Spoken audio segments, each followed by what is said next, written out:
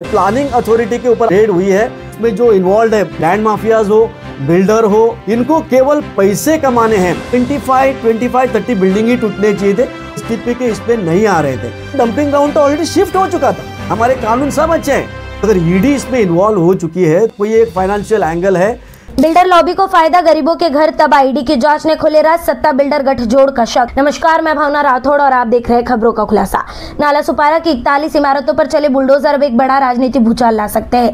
विजय लक्ष्मी नगर बेघर प्रकरण में ईडी की एंट्री के बाद पूरे मामले ने गंभीर मोड़ ले लिया है। करोड़ों की बेनाम संपत्ति के जब्त होने के बाद अब सवाल उठ रहे हैं, क्या इस पूरे मामले में कार्रवाई के पीछे कोई रचा गया खेल था? गरीब बेघर कांड और बिल्डर मालामाल के इस मामले में न्यायिक लड़ाई लड़ रहे विजय कुर्ले ने एक बहुत बड़ा दावा करते हुए बयान दिया है कि 41 इमारत की तोड़क कार्रवाई सिर्फ अवैध निर्माण को हटाने की कार्रवाई नहीं थी, बल्कि एक सोची समझी साजिश थी जिसमें सत्ता में बैठे कुछ प्रभावशाली लोग और कुछ बिल्डर साथ मिलकर गरीबों की बस्ती उजाड़ रहे थे। एडवोकेट विजय कुर्ले का आरोप है कि मुनाफे के लालच में राजनीति संरक्षण कर बिल्डर माफियाओं ने मनपा की कार्रवाई का इस्तेमाल किया ताकि गरीबों की जमीन खाली कर उस पर कब्जा किया जाए और नए निर्माण को खड़ा किया जा सके। गौरतलब है कि जनवरी में कोर्ट के आदेश के बाद में विजय लक्ष्मी नगर में स्थित 41 इमारतों पर बुलडोजर चला, जिसमें करीबन 1500 परिवारों की जिंदगी सड़क पर आ गई। लेकिन अब सवाल उठ रहे हैं कि क्या यह महज एक हादसा था या फिर एक सोची समझी साजिश और राजनीति का हिस्सा। ईडी अपनी कार्रवाई में इन सारे सवालों के तह तक जाने की कोशिश कर रही है और शायद जल्द ही इन गठजोड़ों की असली तस्वीरें सबके सामने आएगी। आइए सुनते हैं एडवोकेट विजय कुर्ले का वह बयान जिसमें प्रशासन और बिल्डर लॉबी को कटघरे में लाकर खड़ा कर दिया है। तो माननीय उच्च न्यायालय का आदेश है, मैंने पढ़ा है और वहाँ पे ऐसा बोला गया है कि कॉरपोरेशन के तरफ से एक एफिडेविट स्टेटमेंट दिया है कोर्ट में कि हमको वो एसटीपी और डंपिंग ग्राउंड, इसके लिए ये पूरी जगह चाहिए और उसके ऊपर इतने बिल्डिंग्स हैं कि वो तोड़ना बहुत ज़रूरी है, तो सो दैट हम उसका जो काम है करने का वो कर सकते हैं।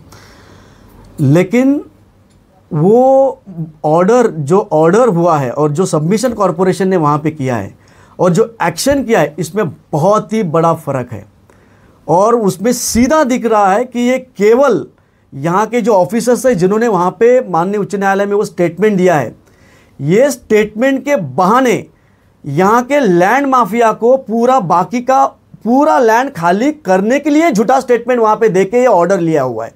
बिकॉज वहाँ पे जो बिल्डिंग्स तोड़ने जिस कारण से ये डिमोलिशन के लिए वहाँ पे सबमिशन किया गया, उस हिसाब से मेरे को लगता है शायद टोटल 22 to 30 बिल्डिंग्स ही टूटनी चाहिए कि जो एक्चुअल एसटीपी की रिजर्वेशन और डंपिंग ग्राउंड के रिजर्वेशन पे आ रही थी। Survey number 22 to 30 survey number है और उसमें कुल मिला के टोटल कितने बिल्डिंग्स आ रहे थे? 30-32 ही बिल्डिंग आ रहे थे। लेकिन उन्होंने इस बहाने वो जो एसटीपी की रिजर्वेशन है उसके बाहर के भी बिल्डिंग्स तोड़े हुए हैं। डीपी का तो कोई सवाल ही नहीं आता, वो तो ब्लैटेंट फॉल्स स्टेटमेंट माननीय उच्च न्यायालय के सामने किए। उसके लिए जो कायदेशीर प्रक्रिया है इनके ऊपर एक्शन लेने की, उसके ऊपर हम काम कर रहे हैं कि कैसे इस माननीय उच्च न्यायालय को चीट करके उनकी दिशा भूल करके यहाँ पे पूरा एक्शन लिया हुआ है। तो उसमें एक्चुअल बिल्डिंग ये 25-30 बिल्डिंग ही टूटने चाहिए थे, उससे ज़्यादा बिल्डिंग वो एसटीपी के इस पे नहीं आ रहे थे। दूसरी बात, डंपिंग ग्राउंड तो उस टाइम पे, जिस टाइम पे सबमिशन हाईकोर्ट में हुआ है, उस टाइम पे डंपिंग ग्राउंड तो ऑलरेडी शिफ्ट हो चुका था। अगस्त में ये छुपाया गया माननीय उच्च न्यायालय से, वहां पे शिफ्ट हो चुका था। और उस पे शिफ्ट होने का जो रीजन है, वो रीजन के हिसाब से आप भी वो वहां पे वापस ला भी नहीं सकते, क्योंकि वहां पे आजू बाजू में ऑलरेडी डेवलपमेंट आ चुका है। अगर डेवलपमेंट आ चुका है तो वो डंपिंग ग्राउंड के लिए जो रिजर्वेशन था वो अभी डिस्क्वालीफाई हो गया।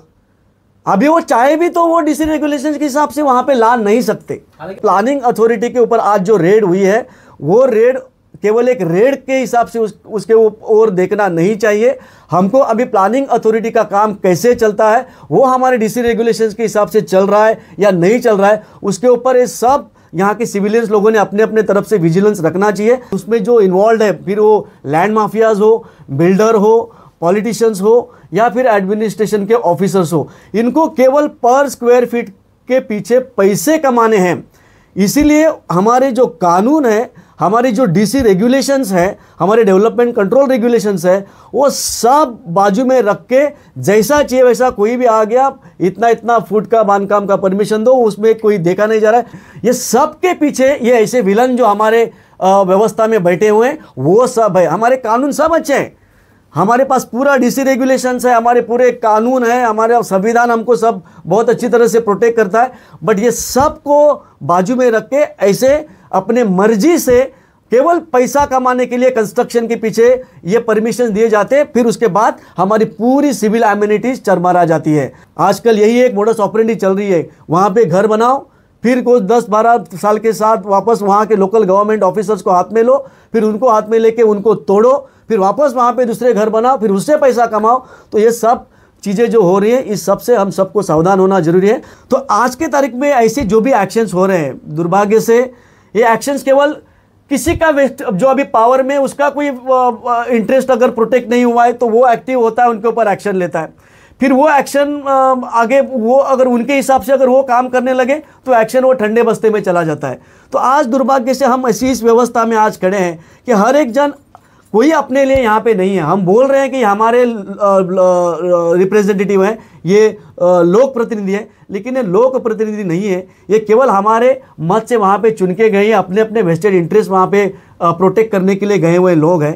बिकॉज अगर ईडी इसमें इन्वॉल्व हो चुकी है तो डेफिनेटली इसमें बहुत सारा कोई एक फाइनेंशियल एंगल है कि जो एंगल से इन लोगों ने यहाँ पे पूरे जो भी उसमें इन्वॉल्व है इनके ऊपर कार्रवाई की है। और सबसे इंपॉर्टेंट है कि यहाँ के जो लोकल गवर्नमेंट अथॉरिटीज़ के जो बॉडीज़ के जो ऑफिसर्स हैं, ये ऑफिसर्स ये सब काम ऐसे भूमाफिया को, बिल्डर्स को करने के लिए अपने अपने अथॉरिटी का मिसयूज करके, अब्यूज करके उनको मदद कर रहे हैं।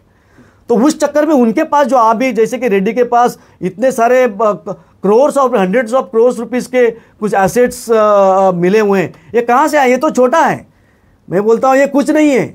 इन लोगों ने यहाँ से हवाला कितने किए रहेंगे? बिकॉज ईडी अगर एक्टिव हो चुकी है तो डेफिनेटली यहाँ से जमा हो गया हुआ पैसा हवाला के माध्यम से कहीं बाहर चला गया है, या इंटरनली उसको एंटी मनी लॉन्ड्रिंग के तहत इन लोगों ने अपना अपना वाइट करने की कोशिश की है। इसलिए ईडी का डायरेक्टली उसमें इन्वॉल्वमेंट अभी फिलहाल देख रही है।